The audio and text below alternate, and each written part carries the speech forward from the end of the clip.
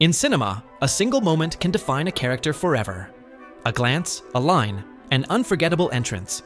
Sometimes a gesture is enough to reveal the essence of evil, or a silence to expose a lost soul. These are appearances that transcend the screen, etched into our memory as if we had been there ourselves.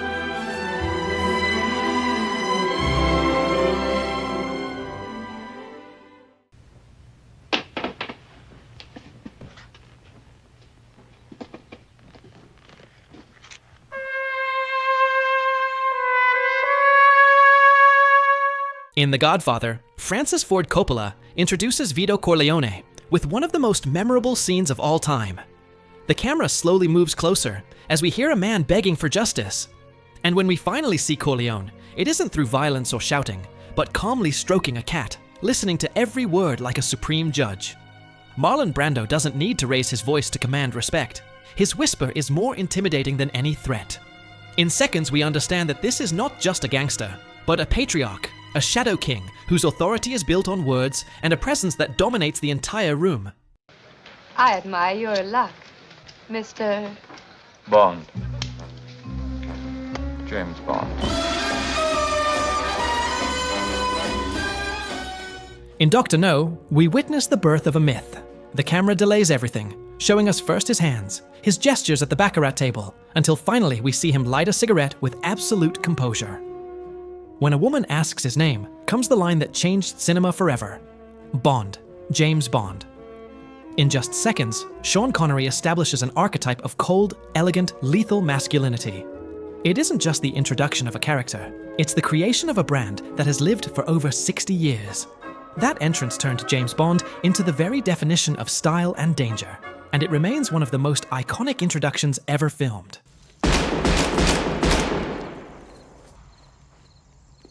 As far back as I can remember, I always wanted to be a gangster. Few introductions are as direct as Henry Hill's in Goodfellas. The screen goes dark, and we hear one of the most legendary lines in cinema. With that intimate confession, Martin Scorsese opens the door to the world of organized crime, not with grandeur, but with the fascination of a boy watching his street idols. Through fast editing, voiceover, and Henry's innocent gaze, we understand the mafia isn't just about power or money. It's about belonging, glamour, and fate. In seconds, the character is defined as someone seduced by a world he can never escape. With that first line, Goodfellas not only presents Henry Hill, it sums up the unpredictable mafia universe that defines the entire film.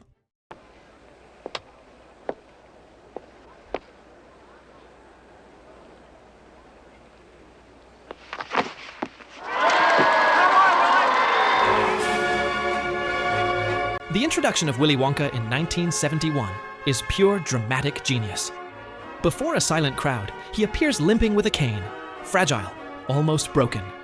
Each step builds tension, until suddenly he plants the cane into the ground, seems to collapse, then transforms into an acrobat with a perfect somersault.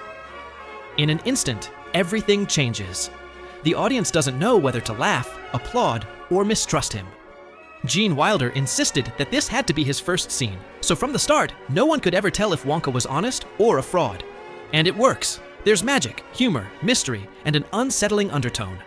An entrance that not only defines the character, but makes him one of the most enigmatic and fascinating in cinema history.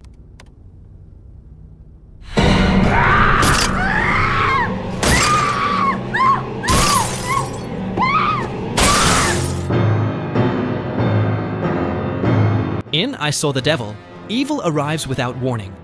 On a snowy night, a car stops to help a defenseless woman. The driver seems ordinary, even kind. But within seconds, the calm shatters, and violence erupts with unbearable brutality. This is how we meet Kyung-chul, played by a terrifying Choi Min-sik, who reveals from the very first moment his true nature. A relentless predator incapable of compassion.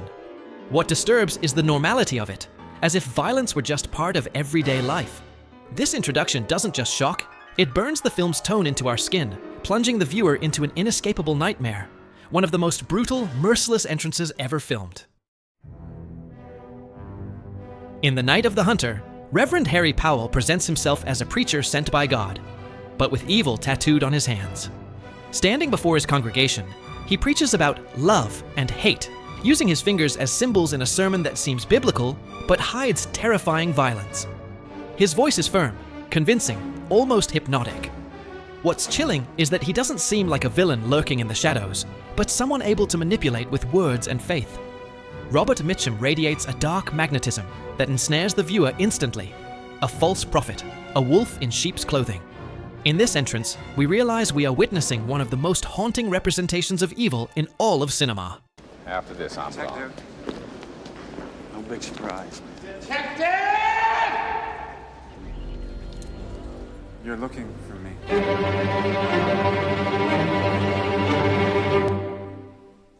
In Se7, the monster's arrival hits like thunder after a long, unbearable wait. After hours of faceless crimes, John Doe suddenly appears, walking calmly into the police station, covered in blood, calling out his enemy's name. There is no chase, no heroic capture. He is the one who chooses to appear, surrendering as if it were all part of his perfect plan. Kevin Spacey conveys absolute calm, as though in control even while giving himself up. That first image redefines him. Not a mere killer, but an architect of evil, manipulating even the narrative of the film. With a single gesture, the thriller becomes a moral nightmare with no escape. One of the most disturbing and unforgettable introductions ever.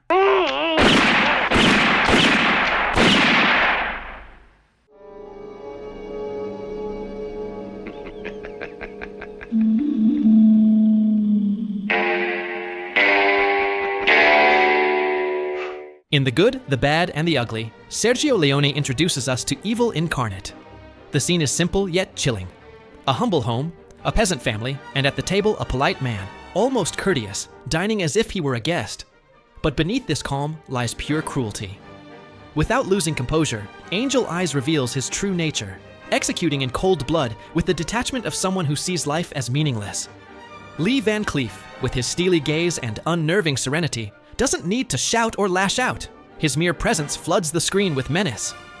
This scene directly inspired Tarantino's presentation of Hans Landa, but we'll get to that later.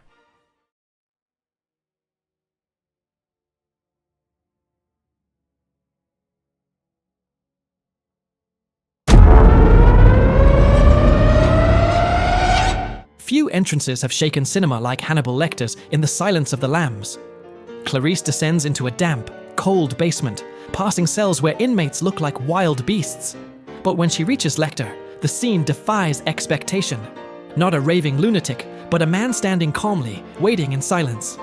Anthony Hopkins needs only a steady gaze and a near-polite smile to chill the blood. His slow, courteous voice turns every word into a threat. In seconds, we see this isn't any ordinary criminal. This is pure, predatory intelligence disguised as civility. An introduction both unsettling and elegant, one that transformed Hannibal Lecter into a legendary villain. Well, you can look at it when you get in. Yes, sir. I got it under control.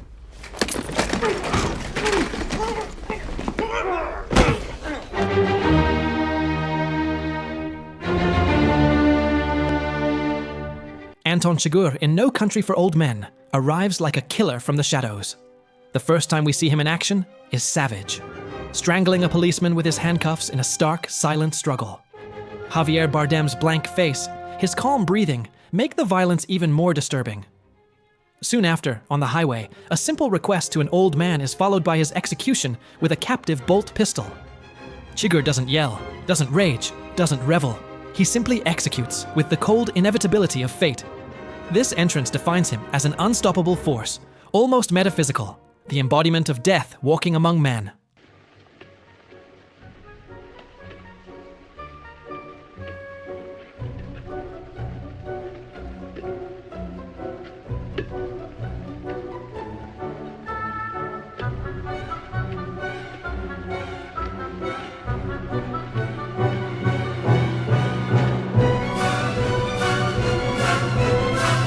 A little girl plays in the street, innocent, while her mother waits at home.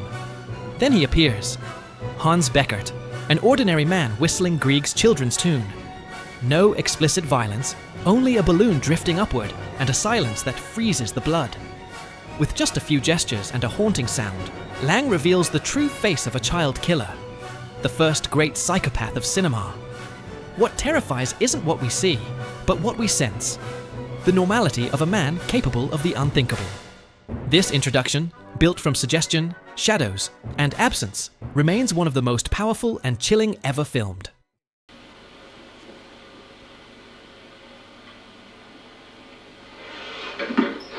Do you mind if I sit down? For over 2 hours, Wim Wenders builds Jane's absence like a ghost. Her memory lingers in Travis's every word, every silence, every endless road. And then suddenly, she appears. Behind the glass emerges Nastasia Kinski, bathed in neon pink and blue. The impact is devastating. Not just a character, but the embodiment of all that was lost, of a broken love thought unreachable. Seeing her at last, after such longing, feels like witnessing a sacred vision. She doesn't need to speak. Her gaze alone reveals Travis's wound and the enormity of what's at stake. This introduction isn't just narrative, it's emotional revelation, one of the most moving and powerful appearances in all of cinema.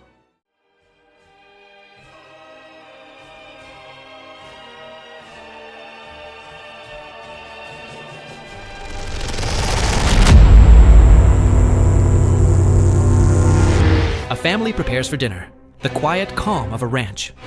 Suddenly, it all shatters. Parents and children massacred without mercy. Only a boy survives, descending among corpses as he witnesses the horror. The gang of gunmen steps aside, and the camera slowly turns to reveal their leader. When Henry Fonda appears, the shock is devastating. America's most beloved actor, eternal symbol of virtue, transformed into a ruthless killer. One of his men hesitates, asks what to do with the boy. Fonda spits tobacco, smiles coldly, and pulls the trigger. In that instant, not only is a villain born, but the entire Western changes forever. One of the rawest, most shocking openings in cinema, with a legendary character introduction.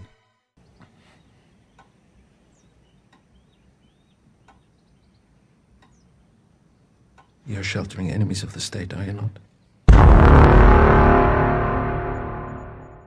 In Inglourious Basterds, Quentin Tarantino delivers one of the most tense scenes ever filmed. A peaceful farm, a father and his daughters at work. Then Hans Landa arrives, polite, smiling, impeccable. It seems like courtesy, but every word is an interrogation in disguise. Every pause stretches the agony. He asks for a glass of milk, lights his oversized pipe, and with a smile turns conversation into psychological torture. The tension stretches unbearably for 20 minutes, until the truth emerges. He knows the Jewish family is hiding beneath the floorboards. The farmer breaks down, Landa gives the order, and gunfire rips the silence apart. Christoph Waltz, with devilish calm, makes this entrance the very definition of evil. Charming, elegant, and monstrous all at once.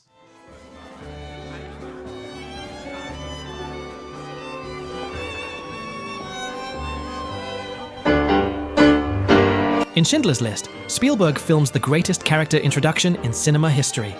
At first, we don't see his face. Only cufflinks, tie, the ritual of a man dressing as if for a performance. It is the construction of a mask. When he enters the cabaret, he is a stranger. Nobody knows him, nobody expects him. But within minutes, everything changes. Por una cabeza plays in the background, filling the air with glamour and melancholy, and Schindler works his magic, handing out bottles, charming officers, dazzling with perfect charisma. The camera follows him like a movie star inside the movie. What begins as an intruder ends as a king. By night's end, everyone wants to be near him. Everyone wants a photo. What we see is an opportunistic businessman using intelligence and manipulation for personal gain. But what makes this introduction unique is the irony that unfolds later.